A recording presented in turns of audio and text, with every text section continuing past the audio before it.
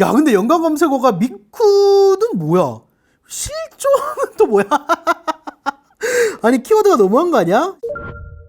안녕하세요, 뻘정소의 뻘짓입니다. 이번에는 레노버 태블릿 하나 가지고 왔는데요, 제가 얼마 전에 레노버 ADP 영상을 올렸잖아요. 왜 정발 제품 사면 소비자 과실에도 AS를 해주는 정책, 거 봐라 정발 제품이 좋다 막 그러면서 한국 레노버가 자기네 태블릿 하나 리뷰해달라고 해가지고 받아왔습니다. 근데 또 제가 누굽니까? 레노버 태블릿 요즘 직구로 많이 산다, 직구 제품이랑 한번 비교를 해보겠다 하니까 해보라고 하더라고요. 그래서 이렇게 가져왔는데, 보시면 박스부터 다르죠. 근데 제품은 똑같아요. 심지어 그 이름도 다르다. 중국 쪽은 관심 있으면 들어보셨을 법한 샤오신 패드 프로 GT, 정발 제품명은 요가탭 11.1 AI예요. 이게 중국 내수용 OS가 있고 한국을 포함한 글로벌 OS가 따로 있거든요. 이 OS에 따라서 제품명이 다릅니다. 이게 왜 그런가 봤더니 이 중국 정부 차원에서 구글 GMS를 제안을 한대요. 뭐 아무튼 한국에서는 요가탭입니다. 먼저 박스부터 까볼게요. 우선 중국 요 샤오신 패드 프로 쪽은 뭐 이렇게 태블릿이 위에 나와 있고, 한국 정발 제품도 뭐 이렇게 태블릿이 위에 올라와 있는 구조. 근데 박스 디자인부터 이게 다 완전 다르네요. 이 안쪽은 뭔가 뭐 충전기나 이런 것들이 있을 것 같은데, 구성품이 약간 다르네요. 이 정발품은 또 펜이 있고 직구는 펜이 없고요. 어댑터도 당연히 직선형 플러그, 라운드형 플러그로 구성품이 다르고요. 그리고 펜 척도 따로 주네. 세심하구만. 이게 또 정발은 펜 세트, 펜 플러스 키보드 세트 이렇게 두 종류로 나뉘어지는 것 같더라고요. 태블릿만 있는 구성은 없고요. 참고로 이 펜 탭펜 프로라고 레노버 거 중에서는 가장 비싼 펜이에요. 이거 펜만 직구로 싸게 산다고 해도 5만 원은 합니다. 일단 전면을 보면 완전 똑같죠. 그 여기 베젤 색깔이 나는 거는 그냥 색깔을 다르게 사서 그런 겁니다. 근데 몰랐는데 후면이 다르더라고요. 그래서 후면 보여드리면 여기 샤오신 패드 쪽은 그냥 아무것도 없이 비어있는데, 요가탭 11.1 AI에는 이렇게 뭔가 스트랩 같은 게 있죠. 뭐 만져지거나 하지는 않는데, 이게 그냥 색상 차이인가 해가지고 보니까 요가탭 이 색상에도 스트립이 들어가 있더라고요. 아니 뭐 둘 다 나쁘진 않은데, 뭐 개인적으로는 요 샤오신 패드 쪽이 조금 더 깔끔한 것 같기도 하고, 근데 여기도 이렇게 요가가 나름 엣지로 돼 있어가지고 뭐 요것도 나쁘지 않은 것 같기도 하고. 자, 그래서 스펙은 어떻게 되냐, 요 친구가 직구로 좀 떴던 이유가 스펙이 좋아서거든요. AP는 스냅드래곤 8 Gen 3, 근데 코어가 2개 깎인 컷칩 버전이고요. 이건 뒤에서 설명드릴게요. 램 용량도 약간 다릅니다. 정발은 12기가 고정인데 직구로 많이 사시는 버전은 8기가, 물론 직구로도 12기가 버전도 있긴 하지만 걔는 핫딜이 잘 안 뜨니까. 그리고 아까 말씀드린 펜 혹은 키보드가 기본으로 들어가 있냐 아니냐 정도가 차이가 납니다. 하드웨어 사양도 말씀드리면, 전면에 11.1인치 3200x 2000 해상도의 디스플레이가 탑재되어 있고요. DCI-P3 98%에 144Hz라서 화면 품질 자체는 굉장히 좋고 반응도 빨라요. 칩도 성능이 좋은 편이다 보니까 웬만한 작업에서는 느리다고 느껴지진 않습니다. 전면에는 1300만 화소 카메라가 달려 있고요. 후면에는 1300만 광각 200만 접사 카메라가 붙어 있는데, 뭐 품질은 태블릿이니까 그냥 찍힌다 수준. 일반적인 리뷰는 잠시 뒤에 해보도록 하고, 전 사실 가장 궁금했던 게 이 직구 제품이랑 정발 제품이 어떻게 다르냐거든요. 일단 직구 쪽은 제가 소위 말하는 반글화 작업을 해둔 상태고요. 뭐 일단 할 수 있는 거는 다 해뒀는데 약간의 차이가 있긴 하더라고요. 뭐 예를 들어서 이런 상단바, 이런 시스템 UI 부분들은 반글화가 완벽하게 안 됩니다. 영어로 뜨게 되고요. 심지어 중국어로 뜬 항목도 있어요. 요거 하나하나 실행해보니까 그 기본으로 깔린 중국 앱 기능이더라고요. 근데 OS 단에서도 퀵쉐어 대신 레노버 쉐어가 있고요. 이게 뭐 퀵쉐어 호환인가? 했더니 그게 아니라 여기 중국 내수 중국 기기들이랑만 호환이 된대요. 뭐 비보, 샤오미, 뭐 ZT 뭐 요런 애들. 그래서 뭐 갤럭시로 퀵쉐어로 파일 옮기고 이런 게 안 됩니다. 당연히 뭐 정발은 퀵쉐어가 잘 뜨고요. 야, 근데 퀵쉐어 이런 세세한 데서 차이가 난단 말이야? 메뉴도 살짝씩 다르거든요. OS 자체가 달라서. 근데 그 중에 하필 하나가 보안 및 개인정보 보호예요. 정발은 구글 쪽 API, 그러니까 GMS로 구글 보안 프레임워크를 쓰고 있는데, 봐봐, 보안 및 개인정보 보호가 아니라 그냥 개인정보 보호야. 보안이 없어.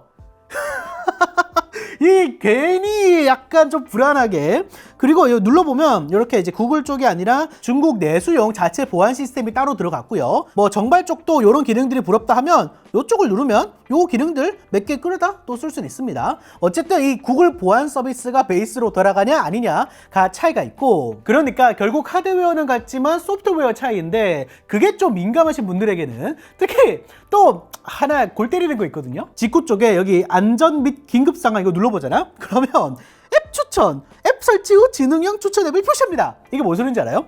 광고를 띄운다는 거예요, 추천에. 바로 위에는 앱 설치 가드라고 해가지고 아무 앱이나 또 못 갈게 해버리고. 그런데 정발품에는 당연히 그런 게 없죠. 구글 프레임워크를 쓰니까. 그러니까 이런 좀 찝찝한 뭐 광고형 블루투베어 같은 것들이 없다는 거죠. 그래서 정발 제품도 보면 기본 앱도 거의 안 깔려 있어요. 보시면 뭐 구글 서비스들 제미나이 포함해가지고 뭐 거의 다 기본으로 깔려 있고요. 뭐 여기 중에서 중국 앱을 찾으라면 뭐 게임 말고는 뭐 WPS 오피스 요 정도 딱 하나? 근데 사실 기본 앱이야 뭐 삭제하면 되는데 전 이게 좀 더 불편하더라고요. 얘를 밑에서 위로 올리면 검색창이 떠요. 아래에는 중국어 키워드들이 뜨고요. 문제는 요거 못 없애요.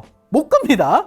이게 없애려면 다른 런처를 쓰던가 해야 되는데, 이게 중국어는 안 보고 싶은데 이게 왜 짜증나냐면 뜨는 속도가 느려. 실수로 올렸다가 잘못했으면 내려야 되는데 이 화면이 다 뜰 때까지 기다려야 됩니다. 그것도 다를 수 있어요. 이건 제가 예전에 산 그 용팡이라고 불렸던 레노버 다른 태블릿인데, 보시면 얘도 이제 방글화를 해놨었거든요. 근데 보면 지금 메뉴가 영어로 뜨죠. 이게 처음에 방글화 했을 때는 한국어로 잘 떴거든요. 근데 업데이트로 막혔어요. 그래가지고 사람들이 막 일부러 업데이트 안 하고 그러더라고요. 업데이트하면 방글화도 뭐 다시 해줘야 되고 뭐 막히고 뭐 그런다고. 근데 심지어 어떻게 막아두는지 아세요? 와, 이게 카톡이거든요. 근데 지금 설정이 영어로 뜨잖아요. 아니, 방글화를 했는데 앱이 영어로 뜬다고요? 네, 영어로 뜹니다. 자, 제가 예를 들어서 여기서 앱 설정에서 한국어로 바꿨잖아요. 그럼 중국어 돼. 요 한국 적혀 있잖아. 그러니까 제가 볼 때 이게 그 레노버 자체에서 한국어는 뭐 중국어로 자동으로 뭔가 로켓이 되도록 그렇게 매핑이 되어 있는 것 같아요. 그래서 이렇게 영어로 쓸 수밖에 없는 경우가 있긴 하더라고요. 최근 들어서 이런 앱들이 좀 생겼어요. 사실 또 기능에서도 약간 차이가 나는데, 이게 제품명이 요가탭 11.1 AI잖아요. 얘네들이 나름 또 AI 기능들을 강화해놨습니다. 근데 여기서도 정발이랑 중국 직구품이랑 차이가 있더라고요. 기본 앱인 메모장에 들어가면 제가 이제 이런 문장을 대충 써놨습니다.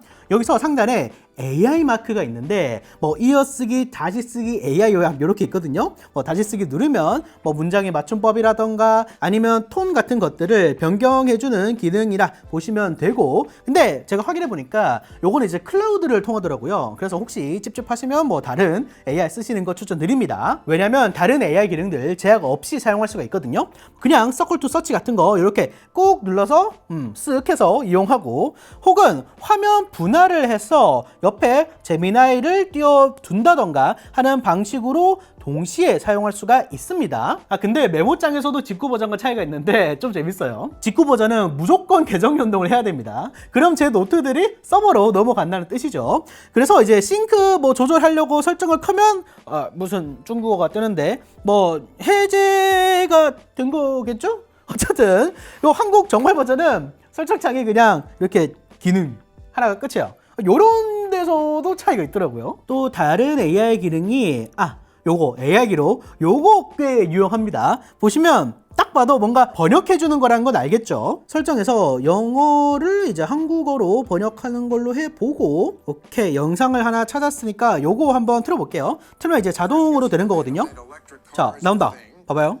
And is currently working on perfecting reusable rockets, space travel, connecting the human brain directly to computers, connecting cities with 와, trains. 야, 거의 완벽한데? That's so important to the war in Ukraine. And then on Tuesday. 와, 그리고 혹시 원한다면 기기 오디오에서 나오는 거 말고 제가 지금 말하는 거를 위주로도 할 수 있거든요. I'm handsome. I'm handsome guy.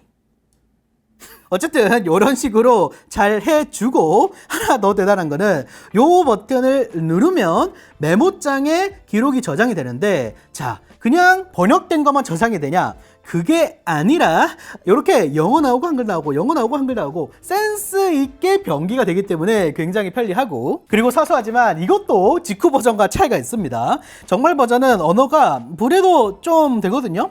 근데 직후 버전은 언어가 적다. 근데 뭐 사실 우리는 한국인이기 때문에 영어, 중국어, 일본어, 한국어 이 정도만 있어도 충분하지 않나? 뭐 어쨌든 근데 이것도 그 GMS 차이 때문에 그렇다고 하더라고요. 참고로 요건 1일 최대 2시간만 가능하다고 합니다. 아, 그리고 요즘 그 이미지 관련 AI도 핫한데, 뭐 이미지 아무거나 한번 눌러보면 상단에 AI 슈퍼 레졸루션이라는 게 있어요. 이거 그 구글 포토 기능 아닙니다. 레노버 기능이고, 뭐 이미지 저화질에서 고화질로 업스케일링 해주는 건데, 뭐 자체 내장되어 있다라는 거고, 재밌는 게 이건 또 정발만 되더라고요. 이 직구품에는 이거 모델 없어. 아, 근데 구글 포토에 이걸 어떻게 띄우는 거야? 이거 신기하죠? 메모장에서 이미지 관련 기능도 몇 개 들어있는데, 뭐 예를 들어서 이렇게 이제 사진을 하나 가져오면 여기 상단에 스마트 캡처, 스마트 이레이즈라고 있거든요. 먼저 캡처 보여드리면 마우스를 요렇게 잡잖아요. 그럼 얘가 알아서 마우스 쪽을 인식해서 클립보드에 복사한다던가 할 수 있고요. 혹은 스마트 이레이즈에서 뭐 이렇게 뭐 시계 부분을 이렇게 한번 그어볼까요? 조금 기다려주면 이렇게 시계를 없애줍니다. 뭐 이런 기능들은 꽤 유용해 보이죠. 성능도 한번 말씀드리면 스냅드래곤 8 젠3에서 코어 2개가 비활성화된 구성인데, 현재 최신 LP가 스냅드래곤 8 엘리트 젠5이긴 하지만 나온 지 진짜 얼마 안 됐죠. 8젠3면 성능 충분하고 게이밍용으로도 괜찮아요. CPU 성능 먼저 확인해 보면 스냅드래곤 8 젠2와 젠3 사이에 있는 성능, 젠2에 좀 더 붙어 있긴 하지만 그래도 젠2보다는 10% 더 잘 나오고요. 그래도 싱글코어 성능은 젠3랑 거의 동일해서 체감은 빠릿하게 느껴질 거예요. 반면 GPU는 8젠3 그대로 사용했거든요. 특히나 얘는 태블릿이잖아요. 그래서 안정성도 엄청 높아요. 그래서 20분 동안 GPU를 쭉 갉았을 때 발열이 누적이 되면 일반 바형 8젠3보다는 훨씬 잘 나오게 되는 거죠. 실제 게임도 찍어보면 원신의 경우에는 6.8H의 오돈상 구간에서 평균 프레임 60을 꾸준히 보여주고요. 다만 해상도가 살짝 낮은 감이 있고, 스타레일은 엠포리어스 구간 매우 높은 옵션으로 52프레임 8H가량, 이걸 높은 옵션으로 바꿔보니까 6W에서 60프레임을 꾸준히 유지를 시켜주더라고요. AP 자체가 워낙 아직도 현역이다 보니까 게이밍으로 쓰신다면 훌륭합니다. 근데 사실 본체는 전 펜이라고 생각하거든요. 이게 스펙상 8192P랍에 0.3mm 초 저딜레이예요. 제 생각엔 이 태블릿이 성능이 워낙 좋다 보니까 게임 용도로도 괜찮지만 이 펜 활용이 엄청 좋아요. 펜은 우측 상단에 자석으로 딱 달라붙고요. 그럼 이렇게 귀엽게 배터리나 이런 정보들이 나옵니다. 펜이 이쪽 부분에 터치 센서가 달려있어서 이렇게 뭐 2번 누르면 뭔가 뜬다던가 이런 게 되는데, 스와이프는 기본적으로 복사 붙여넣기고요. 2번 터치했을 때 동그라미 그려서 찾기가 뭐냐? 그냥 서클 투 서치입니다.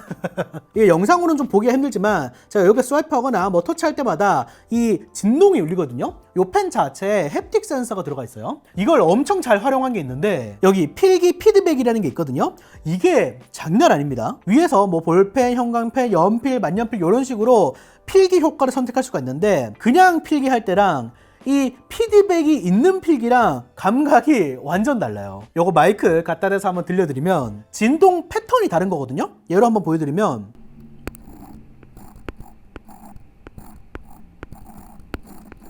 다시 연필,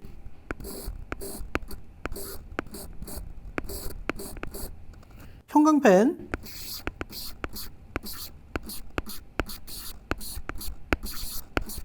이 햅틱 진동 패턴이 다 달라서 진짜 뭔가 소리가 나는 것처럼 느껴지거든요.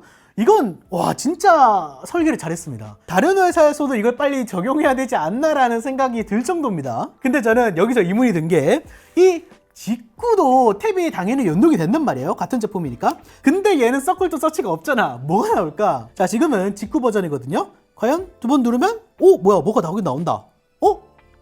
뭐야, 야 이거 그 서클 투 서치랑 되게 비싸게 만들어놨네. 근데 이제 OCR에 조금 더 중점을 둔 느낌이고, 요약 누르면 이렇게 뭔가 화면에 나와 있는 내용을 요약해주는 그런 기기들.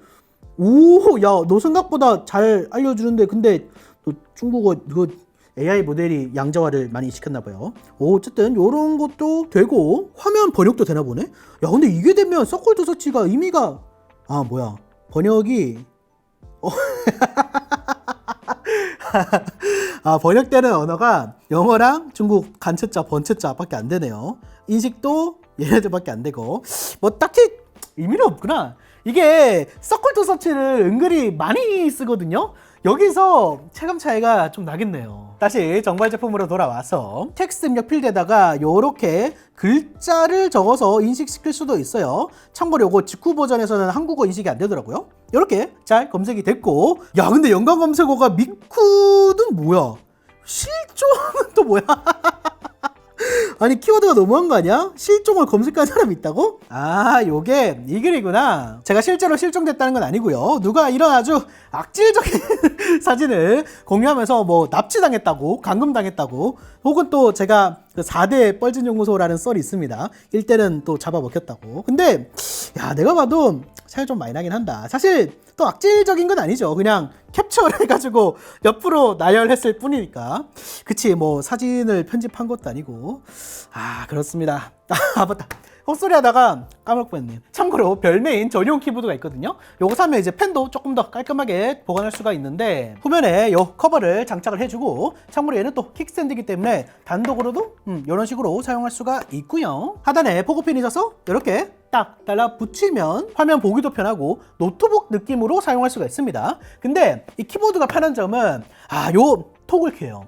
이게 뭐 예를 들어서 요 버튼을 누르면 바로 캡처가 뜨고요. 얘는 이제 창을 줄이거나 늘리거나 할 수 있는 기능, 그리고 뭔가 메모앱을 쓰다가 나는 분할을 할래. 그럼 이런 식으로까지 설정이 된다. 커스텀 할 수 있는 키도 하나 있거든요. 뭐 그래서 예를 들어서 나는 어떤 앱을 바로 가기로 틀래. 이렇게 설정을 해주면 이제 요 버튼을 누를 때마다 긱벤치가 되게 되는 거죠. 넷플릭스에서도 한번 살펴보면 와이드바인 L1 그리고 AV1 코덱도 지원되네. 뭐 콘텐츠 감상용으로도 훌륭합니다. 뭐 사운드도 뭐 태블릿에서 기대할 만한 수준으로는 나오고요. 자, 그래서 정리를 해보면 하드웨어는 동일하지만 소프트웨어에서 차이가 꽤 있고요. 이 직구품이 뭐 짜잘한 AI 기능을 그렇다 쳐도 뭐 퀵쉐어, 서클 투 서치가 안 된다는 게 저는 좀 불편했고, 블루투웨어 같은 중국 기본 앱이 뭐 완벽하게 지워지지도 않고, 심지어 이런 광고 기능까지 있어가지고 이런 것들 일일이 찾아내는 것도 일이더라고요.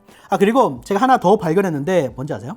예를 들어서 제가 이렇게 파일에서 APK를 설치를 하잖아요. 그럼 일반적으로 설치되는 게 아니에요. 스토어가 아니라 APK로 설치를 하기 때문에 뭐 레노버의 통과가 안 됐으니까 뭐 주의해라 이런 문구인데, 그래서 대체하는 앱 뭐 이런 거 띄워주거든요. 이거 하면 뭐가 나오냐? 검색이 그냥 그 중국 스토어에다가 그냥 앱 이름을 그대로 검색해버리네. 뭐 어쨌든 이런 식으로 진행이 되고요. 물론 이제 이것도 설치 진행 비번도 쳐야 돼. 오케이, 비번 쳤으면 그럼 이제 또 권한을 줘야 돼요. 권한은 이렇게 다 주는 걸로 하고 그 다음에서야 설치가 됩니다. 그리고 OS 업데이트도 다르더라고요. 정발은 그 안드로이드 2회 보안 패치 4년 보장인데 중국 내수용은 그게 안 정해져 있대요. 업데이트가 좀 덜 올라갈 수도 있다. 그리고 제가 여러 업체들이랑 조사를 해보니까 이런 중국 내수용 태블릿이 직구로 싸게 풀리는 이유가 있었어요.